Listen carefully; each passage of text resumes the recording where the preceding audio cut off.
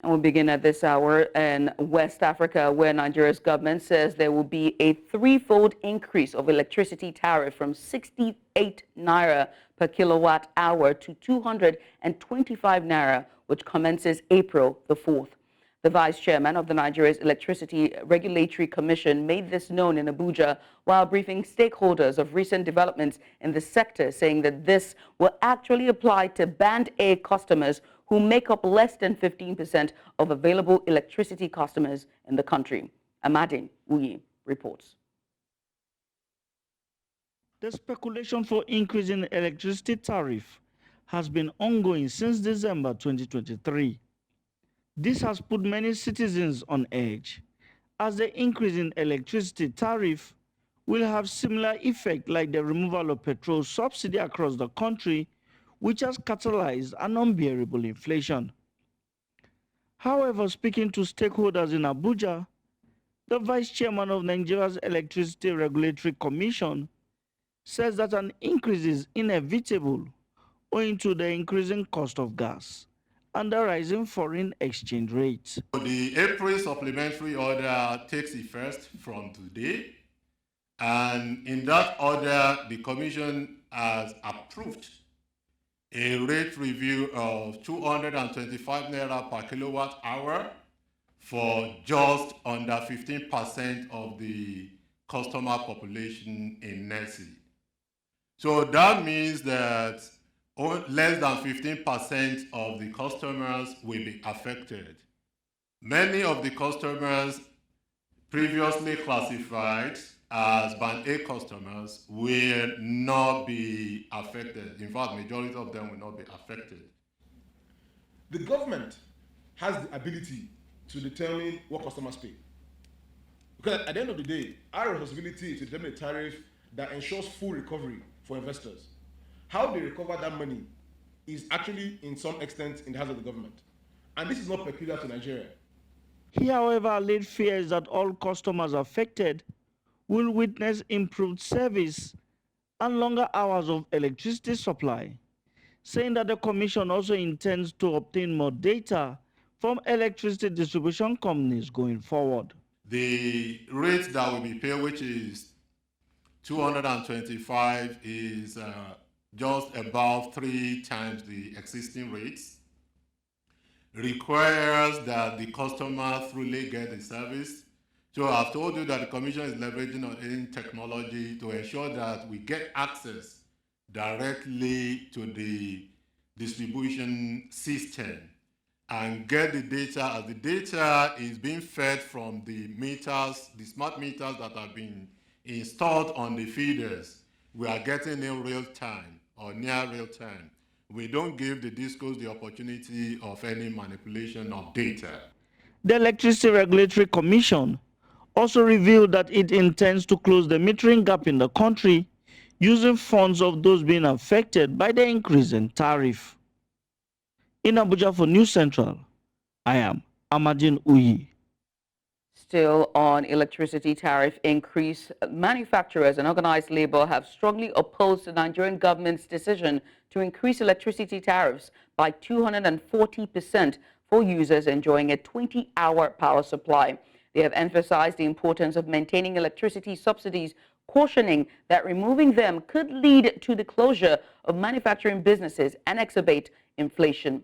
The subsidy on electricity has been entirely removed from the tariff applicable to power consumers in the Band A category, constituting approximately 15% of the total number of power users nationwide. The government announced a tariff hike during a press briefing held by the Nigerian Electricity Regulatory Commission, NERC, in Abuja on Wednesday. Under the new arrangement, affected consumers will now be required to pay a tariff of 225 naira per kilowatt hour, a significant increase from the previous rate of 68 naira kilowatt per hour, representing approximately 240% rise. And now to discuss this further with us, we are joined by Temitope Kolade. He's a senior manager and lead ESG climate change services at Anderson, and he joins us from Nigeria's capital, Abuja. Well, let's get started very quickly, and many thanks for coming on and joining us today. I'm just going to go right into it. What factors have led to the approval of an increase in electricity tariff, specifically for customers under the Band A classification by the Nigerian Electricity Regulatory Commission? And how do these factors align with the current energy market dynamics that we see in Nigeria? Good morning. Thanks for having me. Thanks for that question. Apparently, for us to have any review at any point of what the energy tariff is in Nigeria, there is the MITO, which is the multi-year tariff order that's typically is responsible for the review of whatever tariff that we're having. And the MITO is basically an incentive-based regulation that seeks to reward performance above certain thresholds.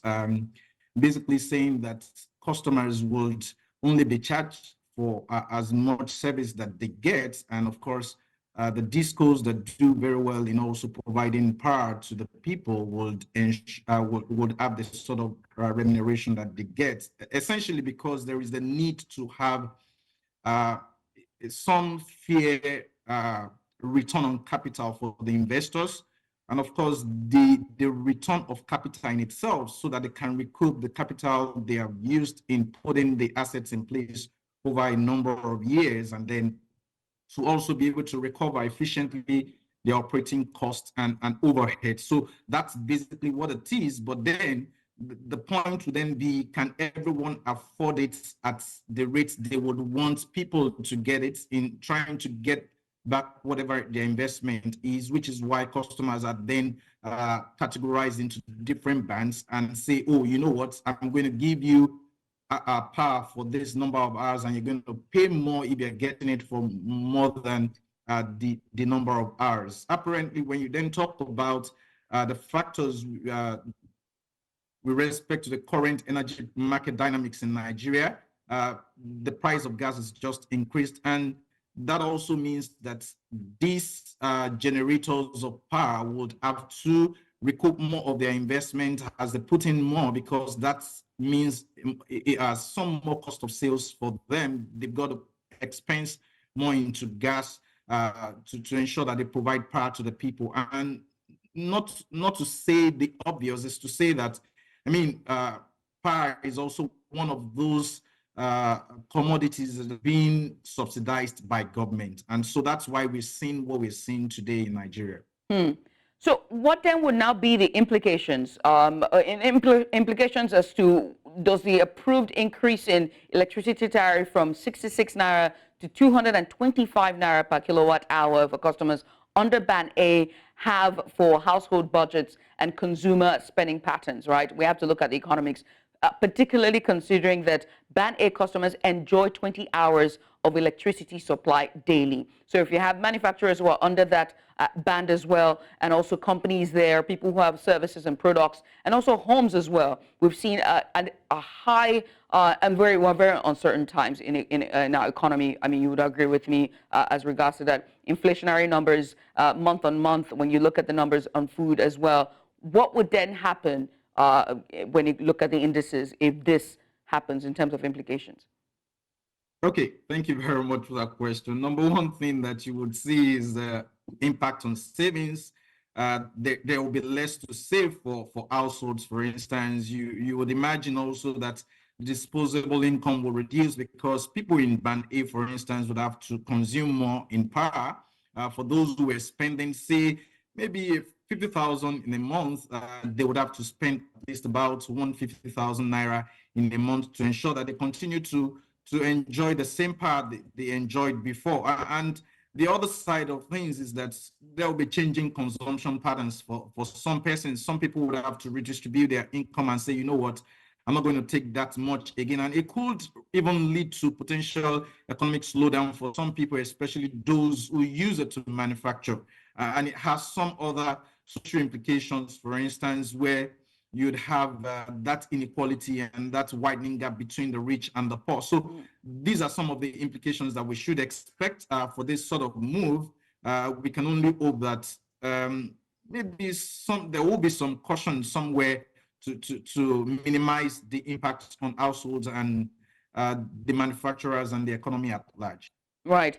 I mean, I mean, in recent times, we've seen the grid collapse so many times with the TCNs always complaining about, transmission, and there's always some apology from their social media handles apologizing for the blackouts that we've seen. I mean, just recently, was it last week, we had a nationwide blackout, and every time we're going into the rainy season, so of course there are going to be lots of blackouts to think about that. But could you provide a bit of insight into the category used by the Nigerian Electricity Regulatory Commission to sort of classify customers into different bands, right? And what measures are in place to ensure that customers really are receiving the required hours of electricity supply as per their classification? Because 20 hours in Nigeria? Yeah, it's a lot to ask. Yeah, it does happen in some places, but I can imagine that there are times that we have those exceptions. So particularly to classify customers, they will look at the consumption levels. Are these people able to afford, which is like, for me, the bottom line when you think about what factors are bedeviling the power sector in Nigeria, is that of affordability, revenue assurance, because the discos are not always sure that they would get what they provided to the people in terms of compensation. They also have to then do that classification. The voltage levels is yet another thing. You want to get the right supply in terms of voltage. And then the customer type also, whether they're residential, commercial, industrial, based on that, they are placed into different bands. And of course, geographical location. Some people, because of the places they live, they're able to pay for more. But when we then think about what are the factors to ensure that people really get 20 hours, for instance, there is monitoring and enforcement that NEC is supposed to do. And one of the things that we've heard in the report as laid out earlier is that going forward, we would also have some technology innovation into ensuring that there is some monitoring that is done remotely, and you can easily flag whether people are really getting what they deserve or they're not getting it. There should be penalties for non-compliance. So it also means that we should expect that customers would complain using the right channels of customer complaint mechanisms. And of course, the discos should be penalized if they default in ensuring that they fulfill their part of the bargain. Compliance is one thing that we're yet to see when it comes to consumer protection in Nigeria. But Temitope, thank you so much for coming on. I appreciate you for doing this with us. Thank you very much for having me. And that's Temitope Kolade, Senior Manager and Lead ESG and Climate Change Services at Anderson. He was here talking to me about the tariff hike in electricity. Away from that now to education, as Nigeria's President Bola Tinubu has signed the student loans reenactment bill into law at the State House in Abuja. Now, according to a tweet by the Special Assistant on social media to the President, Olusegun Dada, the bill signing took place at the State House in the presence of the leadership from the National Assembly, ministers, and major education stakeholders. The new legislation repeals the previous Student Loans Access to Higher Education Act of 2023 and reenacts the Student Loans Access to Higher Education Bill from 2004. The executive bill establishes the Nigerian Education Loan Fund as a corporate body tasked with receiving, managing, and investing funds to provide loans to Nigerians pursuing higher education, vocational training, and skills acquisition programs. I've just signed a bill proclaiming the student loan effectively.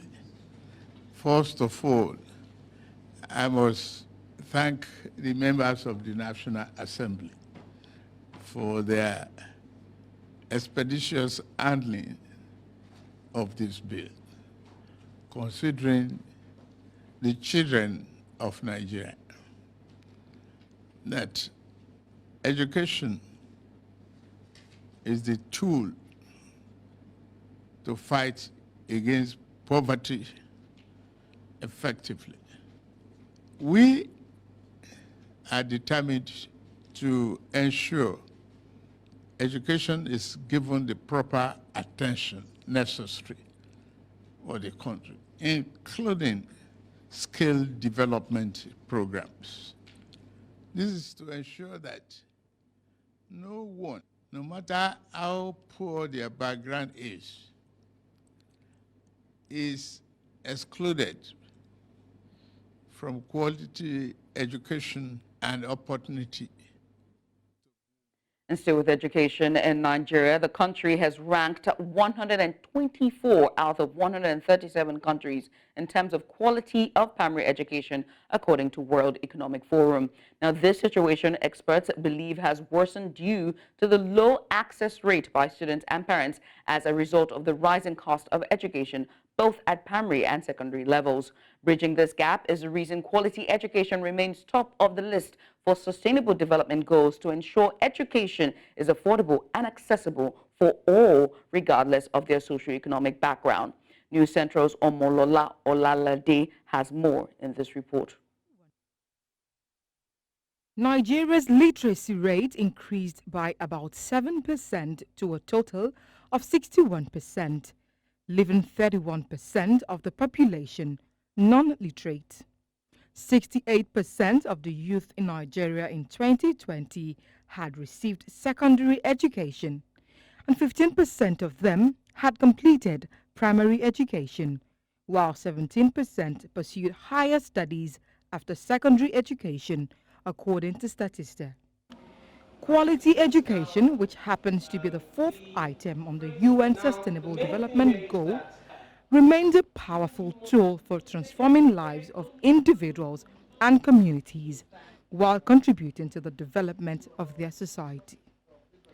Unfortunately, the detrimental impact of declining education standards in Nigeria, especially on the Nigerian youth, is felt in every sphere of the economy.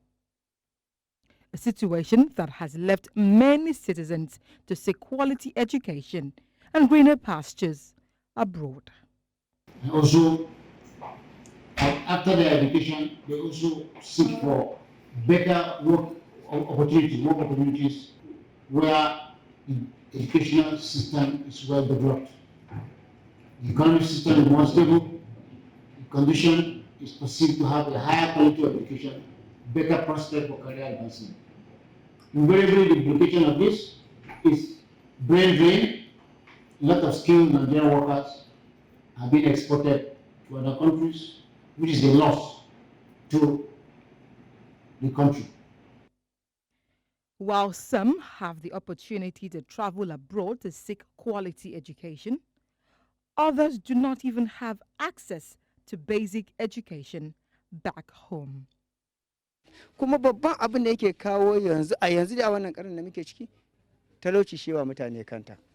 Iyaye daukan ɗawainiyar su yau abin da za a ci ake kokowa. Haki ne shi kansa ilimin to amma abin da za a ci shi ma kuma haki ne.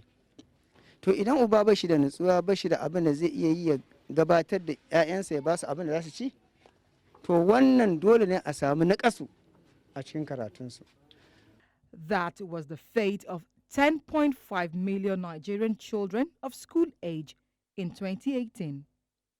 That number increased to about 14 million in 2020, and in 2022, it rose to 20 million. A 2018 Universal Basic Education Commission data indicate that in northern Nigeria, Bauchi State has the most out-of-school children with 354,373. The statistics also show that in Southwest, Osun State takes the lead with 165,114 out-of-school children, while Imo State 275,890 out-of-school children ranks it highest in the Southeast. And in the South-South, Akwa Ibom State has the most out-of-school children with 581,800. Nigeria's basic educational system has been troubled for years, and the educationists believe funding plays a crucial role in reviving the sector, especially in keeping Nigerian children in school. The states should really put more money into education. But it's not just putting money into education, into the right things. So it's the efficiency and effectiveness of the funds. So it's important that we fund it appropriately. We put enough money into education to ensure that every child has a chance. However, the rising cost of tertiary education in Nigeria is becoming increasingly worrisome for Nigerian students. Although the Nigerian government believes the provision of the newly approved student loan will help make education more accessible, the students think otherwise. A loan is something you have to repay later. So what's of people that don't have the money and I don't know the time span that I don't know it's agreed upon. I don't know. So what would be your fate? I wouldn't take the loan because of paying back. So I'd rather just find the money and pay my school fees by myself. Experts say the intrinsic cost of tertiary education is expensive. Therefore, higher education cannot afford to be completely free. Tertiary education in particular is extremely expensive. It's very expensive. But the thing is, Nigeria has signed on, signed all kinds of protocols and, charters and whatever. I believe that we have signed on to keep our children educated up to the age of 16, I believe, which is, let's just say, roughly up to secondary school. The issue of payment for education, we've always paid in Nigeria. Oil money changed that, and we said everything was free. Now we have to go back to paying. One thing that's clear, forget how we got here. Government cannot do it again. One of the key factors for economic growth and peace is education. This is in line with the agenda of UN Sustainable Development Goal Initiative. To achieve a society where access to quality education is not only free but affordable, government and all relevant stakeholders must be intentional in establishing sustainable enablers that may include public and private partnership. In Lagos, for News Central, Omolola Ololade. TV, this is news now. We continue in Rivers State, where the governor, Siminalayi Fubara, has promised to surprise anybody who dares him following the political crisis rocking the state. He said he would particularly surprise those who considered his honest decision to implement the Presidential Peace Pact as a sign of weakness. Fubara, in a statement by his chief press secretary, Nelson Chukwudi, said he has been inundated with comments in the media about the implementation of the peace initiative, but chosen to be silent out of maturity and wisdom. He emphasized that the peace deal initiated by President Bola Tinubu and accepted by all stakeholders, including him, was a political solution to the crisis that engulfed the state on October 30th, 2023.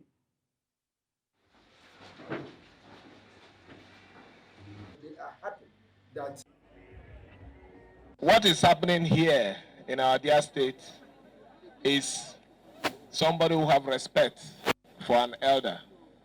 Mr. President invited all the parties to Abuja and came out with a resolution that we should go and implement. That resolution, I'm implementing it, is not a constitutional implementation. It's a political solution to a problem. And I'm doing it because of the respect I have for Mr. President. But let me say it here. If that action that I've accepted to follow will be taken for my weakness, I will surprise them. And on to economic activities within the Jos Bukuru metropolis were grounded Wednesday following a one-day warning strike embarked upon by the members of the Plateau State Joint Transport Traders and Marketers Association. News Central's Chizoba Anyonwe tells us more. It is unusual to have this set of people down tools, majorly because of their economic contributions to society. Anytime they're on strike, every other system in society seems to be grounded as it affects almost all business activities.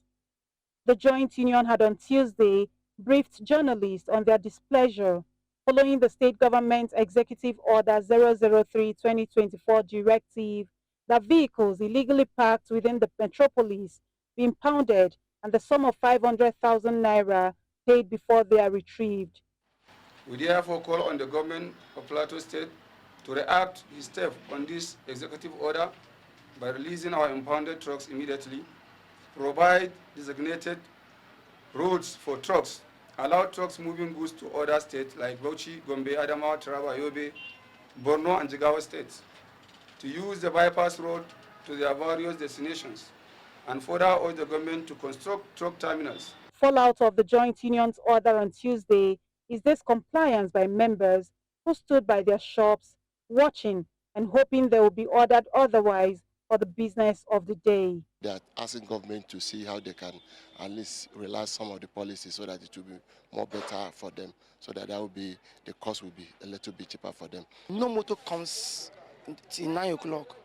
But don't expect one that comes 9 o'clock and do a flow that night and go back. Okay, who's security that will do to take care of the goods for that person that night? Executive Order 003/2024 made it clear 3 weeks ago that government will not go back on its words to ensure sanity in the state. We had taken all our complaints, had all the stakeholder engagements, and we have submitted it to His Excellency, which gave birth to the executive order, and we're going to enforce it to the full. This is not a banana republic. We will not allow rascality of epidemic proportion to continue to fester. This is Plateau State. We must make our state beautiful. I am on Ahmadu Bello area in Jos, the Plateau State capital, and it is past 11 a.m. Nigerian time. Usually, this place used to be a beehive of activities. But today, and especially at this time, it has become a shadow of its own because of these developments. What I cannot tell you for sure is when activities will come back to normal. But as they develop, we shall surely bring you details in our subsequent bulletins. In Jos for News Central, Chizoba Anyowe. The leadership of the Nigerian Union of Pensioners in Abia State says it is true it had an agreement with the state government on a certain modality to be adopted for the payment of pension arrears, but points out that the government derailed from it. In an exclusive interview with News Central's Chinwe Ugeli in Umuahia, the chairman of the union in Abia State, Comrade Chukwuemeka Irodi, said pensioners are, however, grateful for what the government could do. Here's the report. They are happy that now they can buy their clothes, no matter what they have been given. The pensioners had gathered on a Wednesday morning for their usual prayers, but looking so bright and happy, unlike in the past. The chairman of the pensioners in Abia State, Comrade Chukwuemeka Irodi, and the secretary of the body said the pensioners were aware of the payment plan agreed on. In the meeting we had, right there, they were all the meeting we had, and everybody contributed his or her own idea, not of give and take, so that we would help the government and the government would help us. We agreed that we will ask the governor or the government to step up a little of the proposal they made. To step it up a little, they said 1 million naira and less, 100%. There was a gap there, down to about 40%. We said shift it up a little, and we gave it to them. The Commissioner for Finance, Mr. Mike Abara, told journalists that the government has paid the arrears as agreed with the pensioners. The agreement is to pay them arrears of pensions, and that's exactly what the government has done, and they are happy about that. The Commissioner for Finance also disclosed that billions of naira have been spent on the arrears of pensions so far. As we speak, we've done over 9 billion. Over 9 billion, and it's still counting. Prince Kano, Commissioner for Information and Culture, announced government's readiness to begin a contributory pension scheme for the workers. His Excellency, the OTFR has ordered that our pensioners be paid on the 28th of every month, just like the civil servants in the state. It's been days since the pensioners stopped going to their favorite spot, the newspaper stand at Allwell Umuahia Road, Umuahia, following the payments they started receiving from the government. In Umuahia for News Central, Chinwe Ugeli. Senegal's new president, Bassirou Diomaye Faye, has set out his main priorities in his address to the nation on the eve of Senegal's Independence Day. The left-wing Pan-Africanist promises to take strong measures in the coming days to meet the needs of Senegalese who are tired of the high cost of living. Faye has said his priorities include fighting corruption and lowering the cost of living, as well as national reconciliation after years of turmoil. The naming of opposition firebrand Sonko as prime minister seems a logical choice for the left-wing Pan-Africanist who has never before held an elected office. Instaurer une gouvernance vertueuse fondée sur l'éthique de responsabilité et l'obligation de rendre compte. En outre, j'engagerai sans tarder une politique hardie de bonne gouvernance économique et financière par la lutte sans répit contre la corruption, la répression pénale de la fraude fiscale et des flux financiers illicites, la protection des lanceurs d'alerte, la lutte contre le détournement des deniers publics et le blanchiment d'argent, l'amnistie des prête-noms et leur intéressement sous condition d'autodénonciation, la publication des rapports de l'IGE, de la Cour des comptes et de l'OFNAC. L'exploitation de nos ressources naturelles qui, selon la Constitution, appartiennent au peuple, retiendra particulièrement l'attention de mon gouvernement. Ainsi, en plus de la mise en ligne déjà effective des contrats miniers, pétroliers et gaziers sur le site de l'ITIE Sénégal, je ferai procéder à la divulgation de la propriété effective des entreprises extractives conformément à la norme ITIE, à l'audit du secteur minier, gazier et pétrolier et à une protection plus soutenue du contenu local au bénéfice. Human Rights Watch has called for the United Nations to investigate war crimes committed by the Ethiopian army in the Amhara region. The Ethiopian Human Rights Commission estimated that at least 45 people were killed in the Mirawi city in January 29th after clashes with local militia Fano. The group claims that Ethiopian soldiers shot civilians on the streets and pillaged and destroyed civilian property. The incident was among the deadliest for civilians during the fighting between Ethiopian federal forces and Fano militia since August 2023.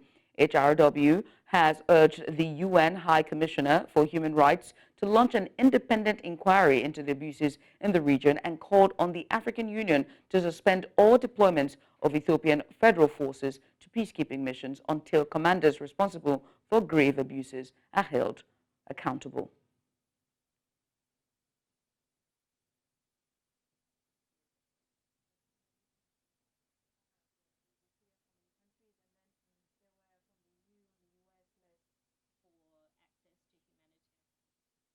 And on to South Africa, elections that are just only a month left before South Africans go to the polls to vote.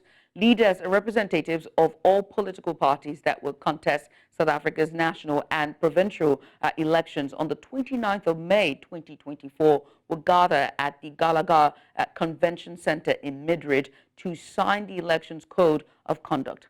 Now, this event will see contestants publicly pledge to follow the electoral code of conduct. The Independent Electoral Commission will also conduct a public draw of all contesting parties and independents to determine the order of the contesting parties on the ballot paper.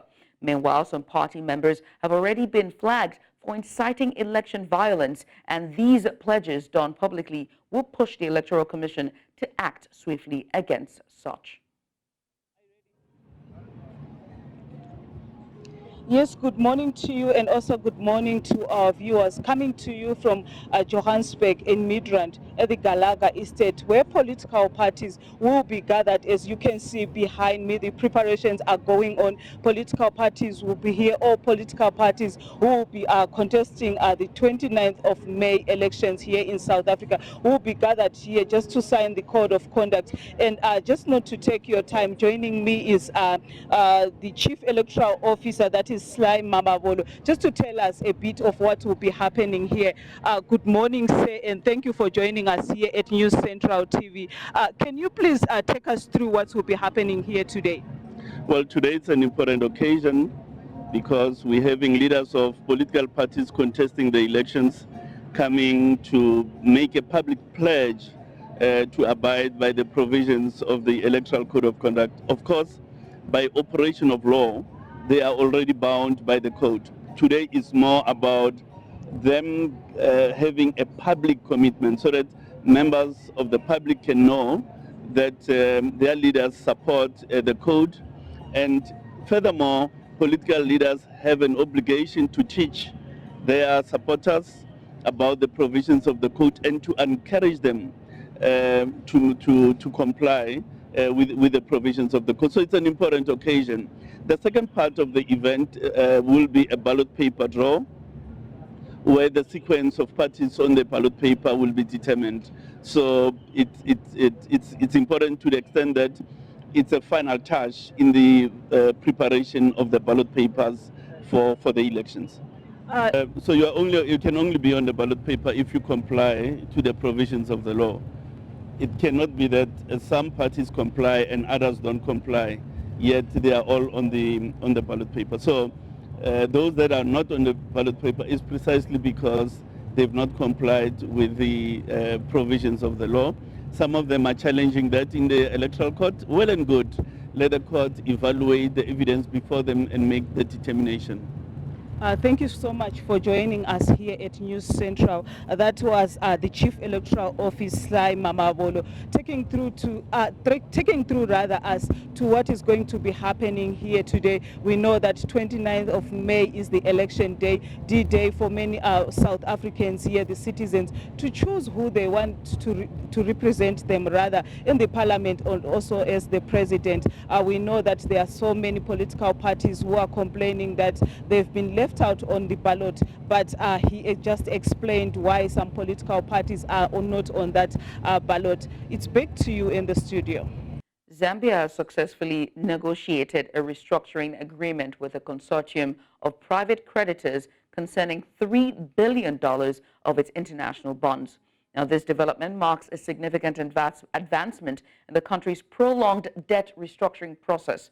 The agreement details consolidating Zambia's 3 current bonds into 2 amortized bonds. Notably, one of these bonds offers increased repayments contingent upon improvement in the nation's economic prospects and its ability to manage its debt obligations effectively.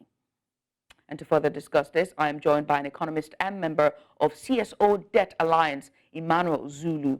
Emmanuel, thank you so much for coming on. Let's get started very quickly because there's not much time. Now, the steering committee for Zambia's bondholders and the Zambian government have announced they have reached an agreement to restructure Zambia's debt. Which public sector creditors have accepted? Is it Uhuru already? Are they part of those who've accepted? Well, I think it is something that, first of all, is relating to the Zambian community and also the Zambian government, because I think if you recall, we did hit a snag in the first submission, with the creditors, official creditors rejecting the agreement between Zambia and the bondholders. So if you look at, the public sector, players that have, accepted this, I think so far we seem to have, a go-ahead. So far, I think the news is that, all the players are agreeable to this, agreement.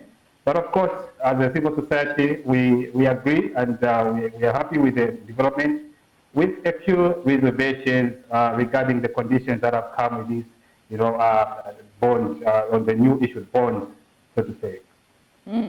And what more do we need to know about this agreement, right? How does it differ from the previous agreement that was already implemented or stipulated?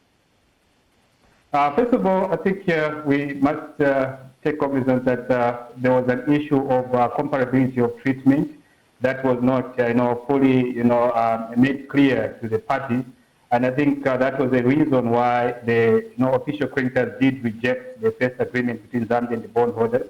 But I think that was discussed.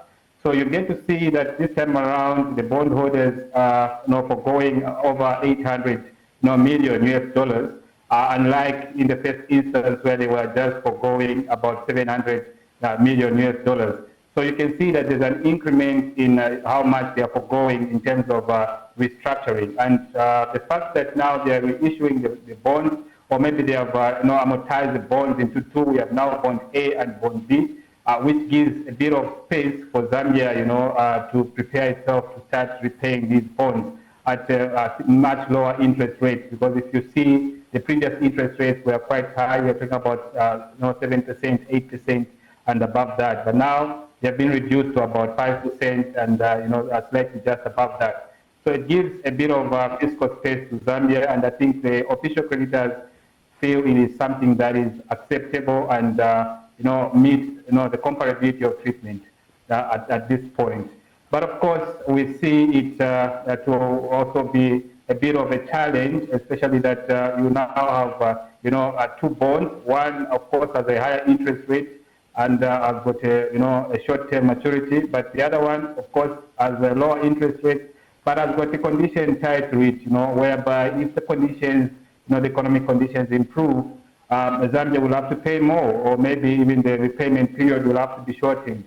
So that leaves us, a bit in a skepticism, because the debt carrying capacity at the moment is weak, and the conditions stipulate that should there be an improvement, maybe to medium term, then we'll have to pay more. So the relief is a bit questionable whether Zambia will be able to grow the economy to a level where they'll be able to pay more, at the same time, provide, for its people and grow the economic, the size of the economy. Mm. Now, this process has been beset by, it's been long delayed. There's been long delays that have beset this process, right? So help me put into context and help our viewers, just paint a picture for us on the impact of the delays on investments, economy, the growth for economic growth as well, also financial markets so far. What are some delays that this must have happened, and how long might it take to reverse these trends that must have been onset?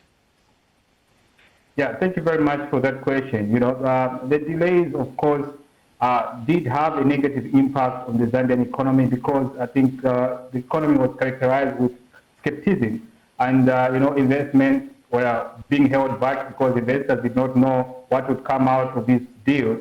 And of course, Zambia remained in default state for as long as the Eurobond was not restructured. That we were the first country to default in Eurobond post-COVID. So that affected, investment flows, job creation, and also we saw how the local, currency was actually affected because it was under pressure. Zambia is import heavy. Over 80% of the commodities are imported. So if you don't have investment flows coming through, I think that gets to negatively affect even the cost of living.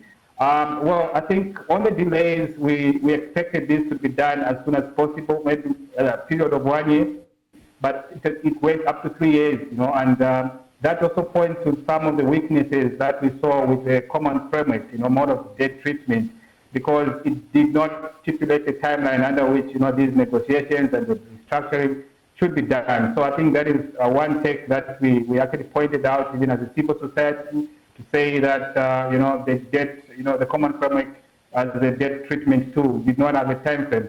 That makes it, a bit weak in that area. And that also may be a discouragement for countries that may want to go through the same process, because they may not know how long it will take to treat debt, and that means that the country remains on standstill. All right, Emmanuel, I'm sorry I had to cut you there, but thank you so much for coming on. We appreciate you for doing this. Emmanuel Zulu there, economist and member of CSO Debt Alliance, and he's here to talk. He was talking to us about Zambia's bondholders and the debt management. Emmanuel, many thanks once again. And on to sports, where Enyimba beat Kano Pillars 5-0 to move to the second position on 48 points in the match played at the Enyimba Stadium. Eze Nkwotozom to put the home team ahead in the 14th minute after the visiting team's goalkeeper had marred Joseph Atule's shot into his way. Enyimba made it 2-0 through Chijoke Mbauma, who utilized a pass from Nkwotozom, who beat two Kano Pillars defenders. Atule made it 3-0 with a powerful header to a pass from Ikenna Nwazium in the 44th minute. In the 69th minute, Atule made it a brace for himself to make it 4-0 after dribbling past two defenders. Alade Balogun rose from the bench to make it 5-0 in the 90th minute following a pass from Chibueze Izogun. I'm back to my scoring ways, and what the fans and the coaches and everybody in Ava has been expecting. I'm so happy that I'm able to deliver and give them what they want to say, having no recording goals for the past game. And that's all at this hour. But before we go, let's take another look at some of the major stories. Nigeria's President Bola Tinubu signs new student loan bill into law. Manufacturers' labor decry 240% increase in tariff. Human Rights Watch calls for UN probe into Ethiopian army killings. Send your eyewitness report to the WhatsApp number now showing on your screen, and make sure to follow us on social media. We're at News Central TV. You can watch News Central live on DSTV channel 422, StarTimes channel 274, Avo TV, and YouTube. Many thanks for watching. I am Judith, Atibi.